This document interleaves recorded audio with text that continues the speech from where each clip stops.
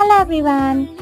రోజు చేసే వంట కాకుండా 2-3 రెసిపీస్ ఎక్కువ గనక చేస్తే ఇట్లా అయిపోతుందన్నమాట కిచెన్. సో వర్క్ అంతా స్టార్ట్ చేద్దామని ఒక 1 అవర్ చేశాను నైట్. మళ్ళీ ఇంకా స్లీప్ వేసి మార్నింగ్ లేచి స్టార్ట్ చేశాను.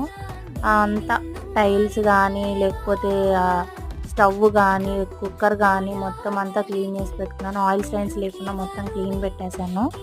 పేపర్స్ కూడా వేస్తే బాగుండేది, కాకపోతే పిల్లాడున్నాడు కదా మళ్ళీ తింటాడేమోనని చెప్పేసి, లేదా లాగితే మీద పడతాయి కదా అని ఇంకా వేయలేదన్నమాట.